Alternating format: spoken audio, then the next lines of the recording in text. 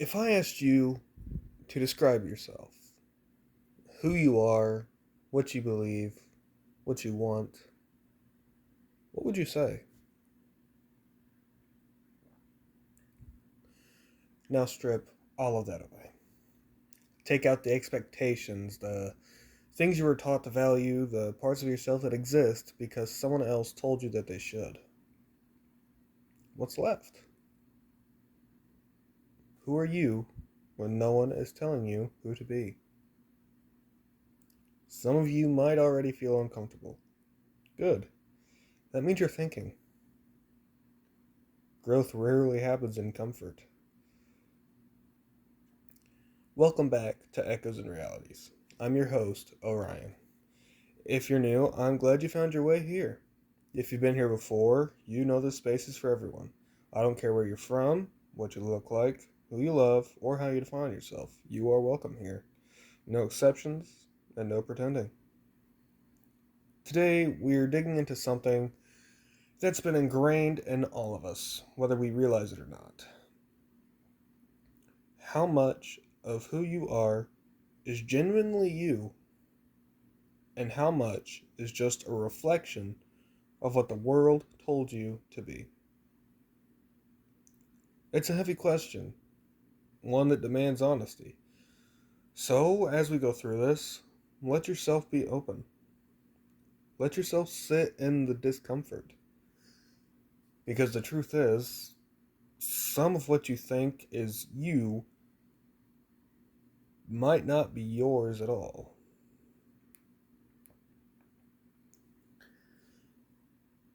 From the moment you take your first breath, your identity is already being built around you. Not because you chose it, but because the world around you is shaping it. The family you were born into, the culture you were raised in, the beliefs you were handed before you even knew what beliefs were. All of it forms the foundation of who you think you are. But have you ever stopped to ask yourself if that foundation is actually yours? Think about it. Can you remember a moment where something inside you whispered, "This isn't me"? Maybe it was a small thing, like realizing you didn't actually like the hobbies you were expected to love. Maybe it was a massive moment, one where you felt your whole world shift because you finally admitted that what you'd been taught didn't align with who you truly are. What did that feel like? What did you do with that realization? Did you push it away because it was easier to stay the course? Or did you listen?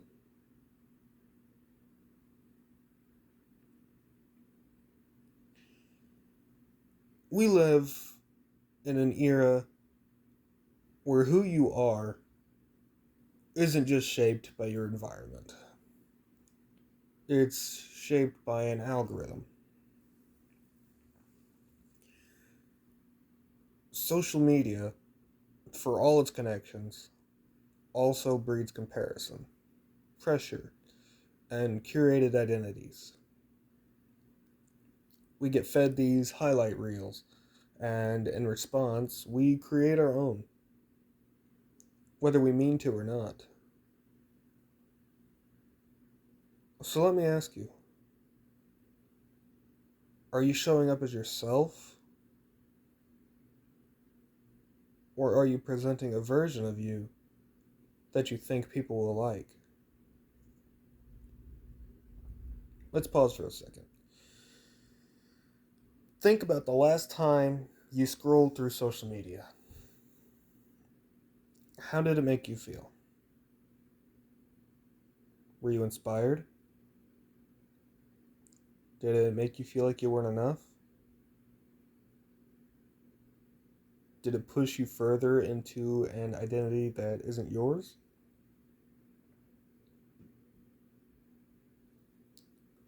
What if Instead of performing, we showed up as ourselves, unpolished, real, maybe even messy. What if we stopped following people who make us feel like sorry, who make us feel like we have to be something we're not? Consider that. Consider what your digital space looks like. Is it lifting you up or pushing you into someone else's mold?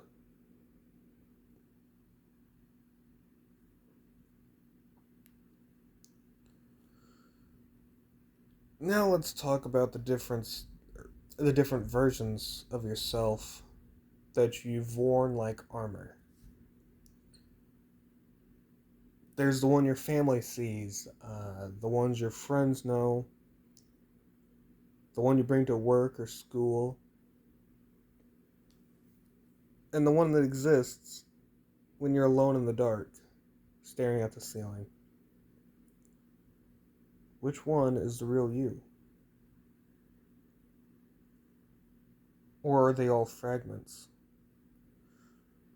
Pieces of a whole self that you rarely let anyone see. If you don't know the answer, that's okay. But it's worth sitting with. Here's something to try. Journaling exercises. Write down the different roles that you play in different parts of your life. Who are you with your family? Who are you around friends? What about strangers? What changes?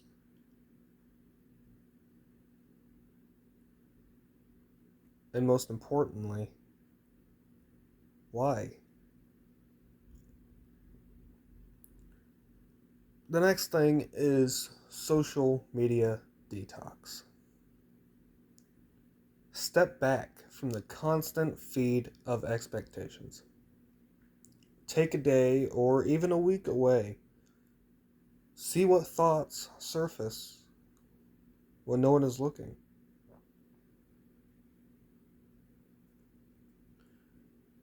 And the last thing for this part of the episode is guided visualization. Picture yourself in a world with no judgment, no outside voices. What does that version of you look like? Who or what do they love? What do they believe in? Would you recognize them?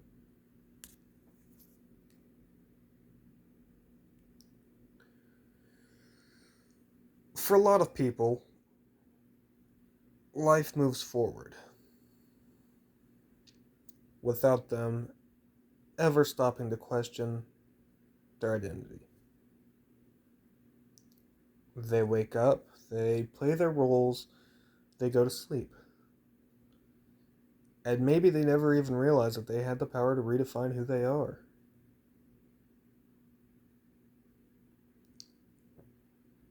I know what it's like to get lost in an identity that isn't yours. For years, I built personas, versions of me that were easier to digest, easier to accept. Some of them were shaped by survival. Some were created to make others happy. Some were just masks I put on because I wasn't ready to face who I actually was. But here's the thing about pretending. If you do it long enough, then you start forgetting where the act ends and where you begin. And then one day, you take the mask off and the face underneath feels like a stranger.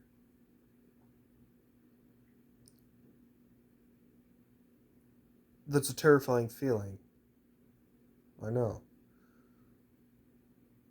But it's also an opportunity. Because if you've stripped it all away and feel like there's nothing left, good.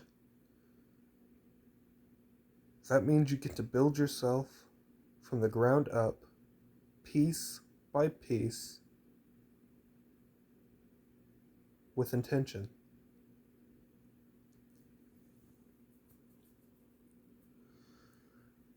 Think about a moment when you felt the most like yourself. Maybe it was when you were alone, or maybe it was with a certain person who saw the real you.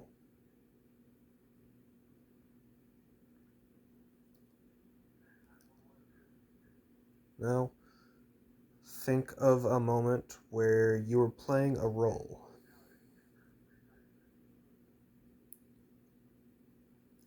What surrounded those experiences? What made you feel like you had to pretend? Sit with that. It may not be an easy thing to face, but it's necessary.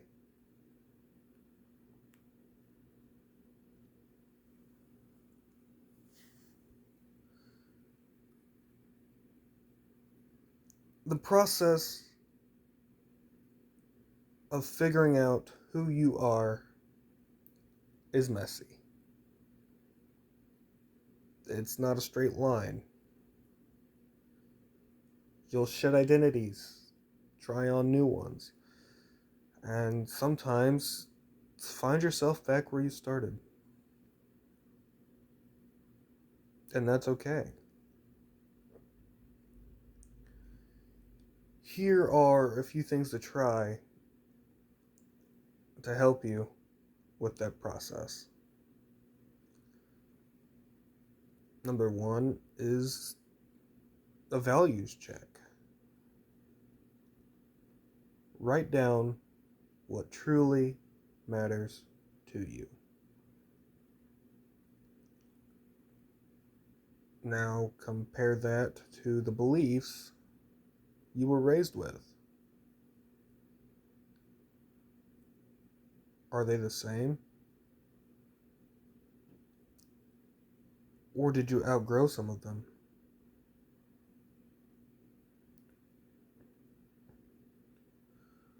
Number two is an authenticity tracker. Every day for a month, try to write down moments when you felt like your real self. Also, note when you felt like you were performing. At the end of the month, what patterns do you see?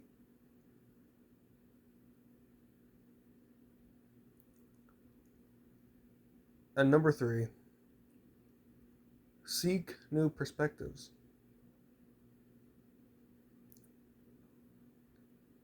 Read books. Listen to podcasts like this one. Or have conversations with people who challenge you to think beyond what you've always known.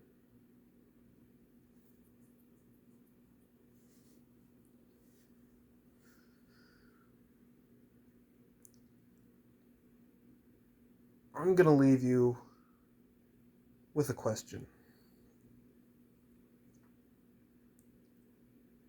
One that doesn't have a simple answer.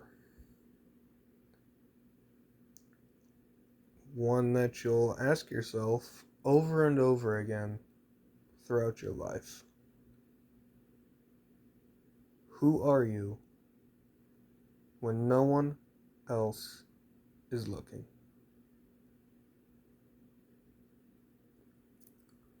What happens when you strip away the expectations, the pressures, the roles.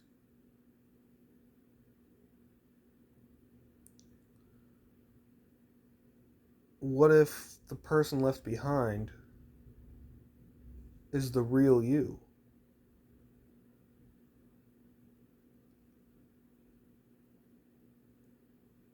And what if that is the best version of you that there is?